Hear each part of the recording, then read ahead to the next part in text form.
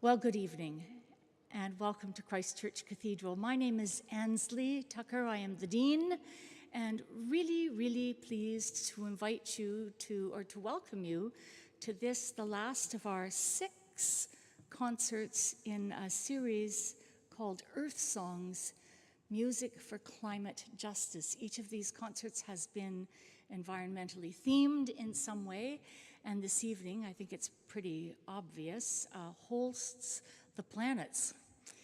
And so, welcome. I want to acknowledge first that we gather here on the ancestral lands of the Lekwungen-speaking peoples, the Esquimalt and Songhees First Nations, from whom we have so much to learn about how to entrust a protected and fruitful earth to our children and grandchildren. If you've been following the series, you'll know that this has been a multi-partner collaboration, and we're so excited about this because this is one of the aspirations of Christ Church Cathedral is to work with folks who care about things that we should all care about, and certainly the environment is one of those things. We have been working with artists. You see here these banners which come to us from an art group in Calgary in what we call our Chapel of Reconciliation, which is just in this back corner here, is a fantastic piece by Randy Cook, an Indigenous artist. And you can read about that in your, I was going to call it an order of service, you must forgive me, your program. This is the last day that will be available for people to look at. We've had it on loan here for just over a week. We were happy to work with the Emily Carr String Quartet, and we've pivoted, of course, in the past, these past 3 concerts now, from strings to organ, because we have this wonderful instrument by Helmut Wolf in our gallery. We also would not have been able to put this series together without the financial assistance of the Gail O'Riordan Fund for Arts and Climate Justice, which is administered by the Victoria Foundation. John O'Riordan is here with us tonight. John, thank you, because you were the person who first came to us and said, you know, I've got this idea, and can we think of a way to work together? So bless you for that. Yes, indeed. Thank you.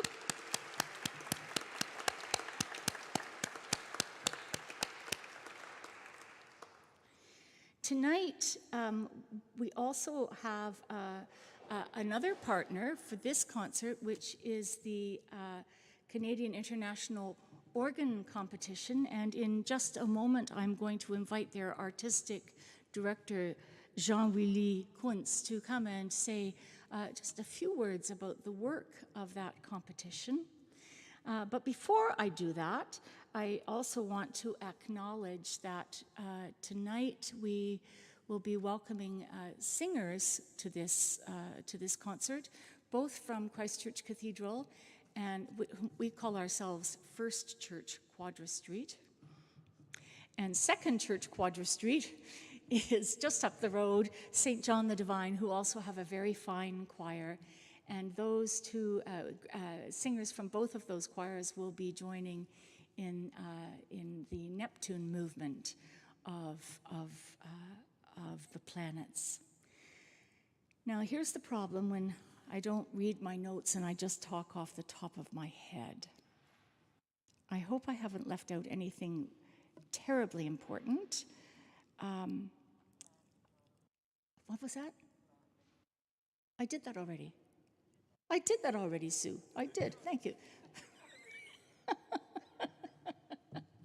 But just in case you didn't hear, we're on the traditional lands of the Lekwungen-speaking peoples. Jean-Willy, where are you? From Montreal. I just recently learned he's now been for 9 years the first organist in residence at l'Orchestre de Montréal, and this has been such a success that even Europe is coming over to find out how it works. So, but that's not why you're here tonight. So come and tell us why you are. Welcome. Good evening. It's very nice to be back here. So let me say just a few words about the CIOC, the Canadian International Organ Competition, and why you can see the roll-up banner here, which the security at the airport was very interested in. They found it a very suspicious carry-on luggage, and I was put aside for quite a long time. So the CIOC, we are triennial competition. Our last competition was in October of 2021. And we also have an October festival every year. You may have heard of us without really knowing it. Some of you may remember Alcy Chris, our 2017 first prize winner, who played a recital here about 4 years ago in June of 2018. And so there's a long-lasting relationship between Christ Church Cathedral here and Montreal. Victoria was able to attract and keep two of the most, the finest organists who used to be in Montreal. So Mark McDonald and Donald Hunt. So we are pursuing this relationship. Tonight's concert will be streamed on our CIOC platforms, on our YouTube channel, on which you can also see other projects we're working on. At the beginning of the pandemic, we built what we call the Bachmobile, which is a trailer with an electronic organ and with which we can play outdoor concerts. So we did not drive out all the way to Victoria yet. But maybe in the future, that's something we would want to do. Our CIOC team is really dedicated to the crazy projects we work on. And actually tonight, some of our team members are here just behind the cameras upstairs. Because tomorrow and Sunday, we will record also Mark McDonald. We're working on a digital project involving Mozart, organ music, singers, with artists from all across Canada. And so our team will spend a few hours these coming days to record here at Christ Church Cathedral. And so we will keep these relationships between Montreal and Victoria really alive throughout the coming years. Speaking of Alcy Chris, last time he was here, his first prize winner CD was not released yet. So at the end of the concert, I will be sitting just next to the exit with a few CDs from our past prize winners, including Alcy. Also, we have a DVD about called Pipe Dreams, about our 2017 competitors. You may have seen this documentary on CBC Documentary Channel or other media, so we are bringing it to you. And so, yeah, I'll be sitting at the back of the church at the end of the concert, and I'll be happy to chat with you. So thank you, have a great concert, and don't miss to visit our website, and hopefully see you in Montreal also for one of our events sometime. Thank you. Merci, Jean-Willy. Okay, so as long as you're going to be spending money in the back, I'll just jump ahead to something I'm supposed to say later, which is that one of the purposes of these concerts has been to place before the people who come agencies who are doing fine work in aid of the environment, or people whose lives have been despoiled by our despoliation of the environment.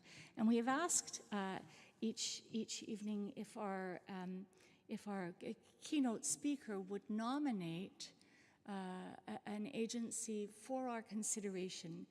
And tonight, Dr. Alan Batten, whom I'm about to introduce, has suggested that we consider making a gift to the United Nations High Commissioner for Refugees.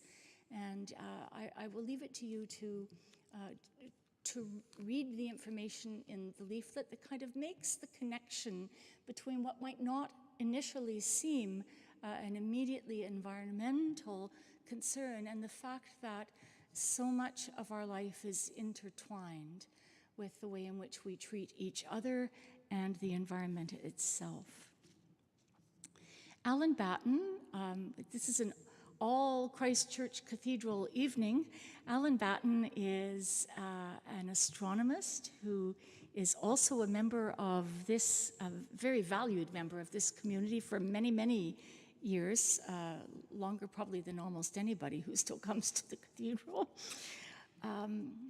and who has given over half a century of his working life to the Dominion Astrophysical Observatory in Victoria.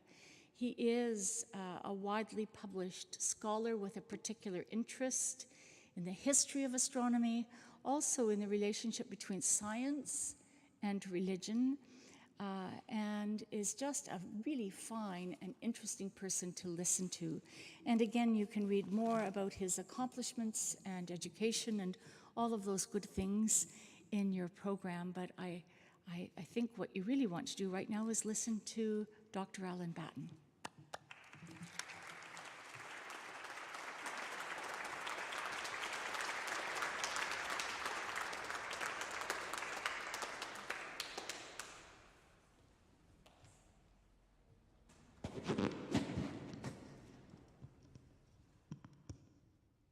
Well, thank you, Ansley, and good evening, everybody. I've been asked, by way of introduction to the main part of the program, to talk to you about life, the universe, and everything, all in about 10 minutes. So let's begin by recalling the long connection that has been perceived between astronomy and music. Because when Gustav Holst decided to compose a suite on the planets, he was, whether consciously or not, tapping into an ancient tradition. In the earliest European universities, and the first of them is now nearly 1,000 years old, one began one's studies in the so-called trivium of grammar, rhetoric, and logic. And then you proceeded to the more difficult quadrivium of astronomy, arithmetic, geometry, and music. And the universities were themselves continuing an even older tradition that went back another 15 or 1600 years to Pythagoras. Now, all of you who have studied high school geometry have heard of Pythagoras, but perhaps not in the context of his discovery that underlying all the musical scales that we use in Western music were ratios of small whole numbers. And Pythagoras hoped that he would find similar ratios in the movements of the planets. And thus was born the notion of the music of the spheres. Now, many of my colleagues regard the music of the spheres as a childish fancy that we have outgrown. And to tell truth, I think all astronomers get a bit tired of jokes about it, just as we get a bit tired of jokes about observing heavenly bodies. We've heard them all too many times. But let's go beyond the jokes and beyond the perhaps simplistic notions of Pythagoras and try to understand what he was getting at. He and his school believed that the whole universe, including us human beings, was a cosmos. Cosmos is a Greek word meaning order or harmony. Cosmos is the opposite of chaos. And, last Wednesday evening, Randy Cook was saying something rather similar from an indigenous point of view. Shakespeare understood it well.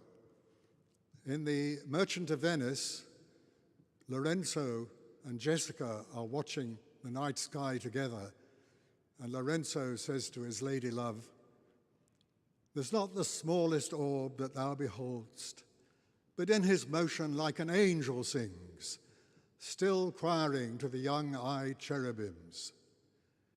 Such harmony is in immortal souls, but whilst this muddy vesture of decay doth grossly close it in, we cannot hear it. That is pure Pythagoreanism. Well, like Pythagoras, the medieval scholars saw arithmetic and geometry as the link between astronomy and music. And of course, more advanced mathematics than that is essential to modern astronomy. Nearly 100 years ago, Sir James Jeans, a well-known British astronomer, wrote, "From the intrinsic evidence of his creation, the great architect of the universe begins to appear as a pure mathematician." He got a lot of flack for that remark from theologians, from philosophers, and even from other scientists. But a few decades later, Eugene Wigner, a Nobel laureate in physics, wrote an essay in which he asked the question, why is mathematics so effective at describing the physical world? And the only answer he could come up with was, it's a miracle. If mathematics is a human invention, he was right. But if mathematical truths are eternal truths, then they're telling us something about the nature of the cosmos and by implication of its creator. So perhaps Jeans was not entirely wide of the mark. Gustav Holst wrote or composed the planets over a century ago, before Pluto and some other similar objects were discovered, and when the only planetary system we knew of was our own. In recent decades, we have discovered quite literally thousands of other planetary systems. And this, of course, raises the question which was touched upon in last week's concert: is our Earth the only home of beings like us in the whole of this vast universe? There are probably as many answers to that question as there are astronomers and biologists. We don't know how life began, so we don't know how probable it is that it will begin even on a suitable planet. And despite all the exciting discoveries of the last decades, we still don't know how many suitable planets there are. And we don't know, once life has got a foothold, how likely it is to evolve into self-aware beings capable of making moral choices.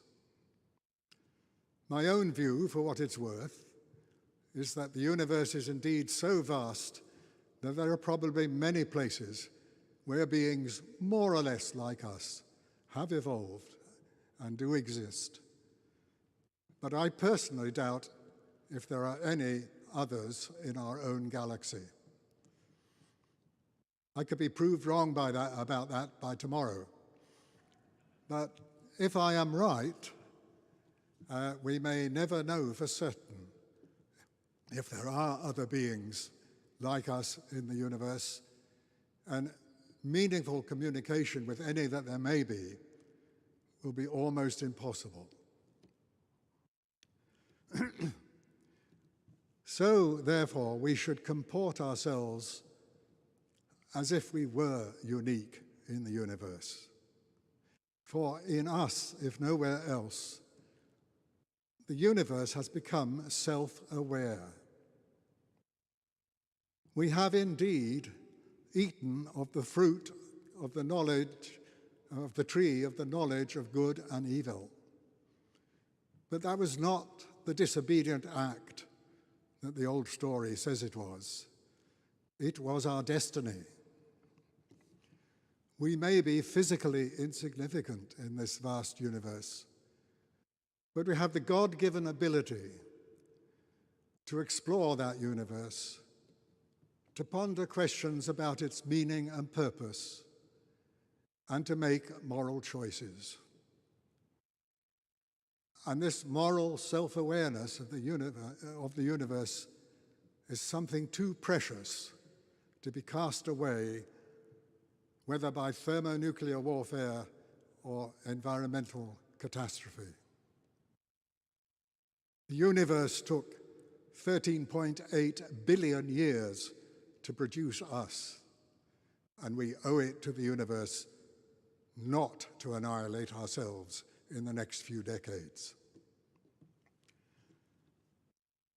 Now, it was easy for people who believed the Earth to be the center of a universe thought to be smaller than we now know our own planetary system to be. It was easy for them to think, yes, this is a cosmos, a harmony.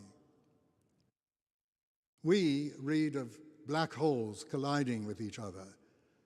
We see images of galaxies expelling huge jets of matter, or close-up pictures of the turbulent atmospheres of Jupiter and Saturn, and the bleak and arid landscapes of Mars and Mercury. Can we really believe that this is a cosmos?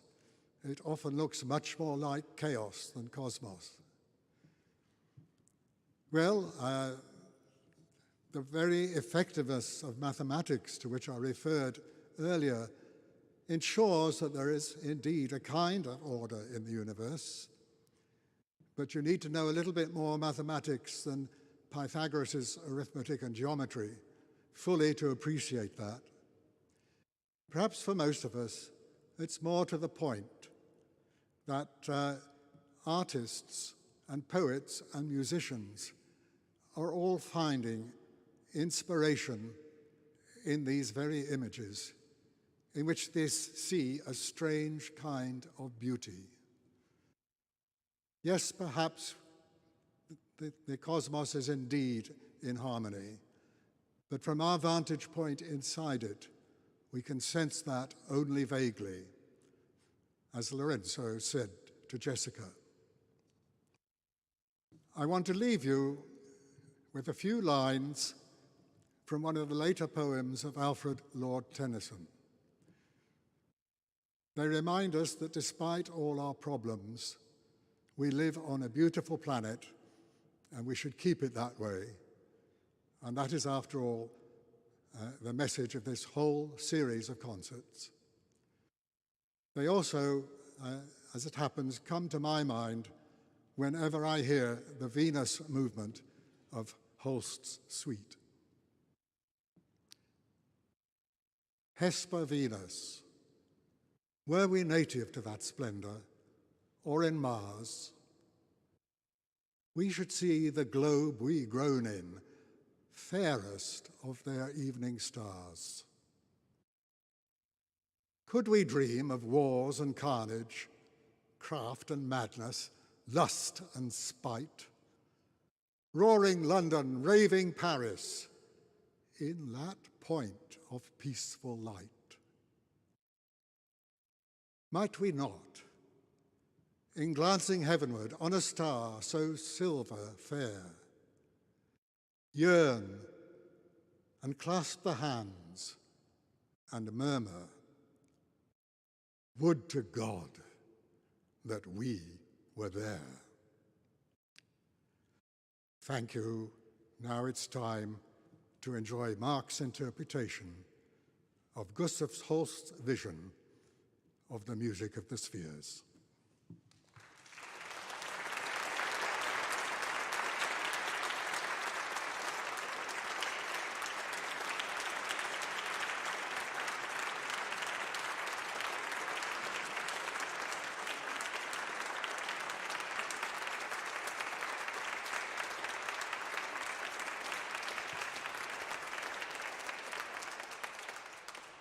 I have to say that one of the things I love about this cathedral is the passage of wisdom from generation to generation, that we live in the presence of elders and of young people, and all together we learn from each other. Alan, thank you so much. Yes, yeah, you could do that again.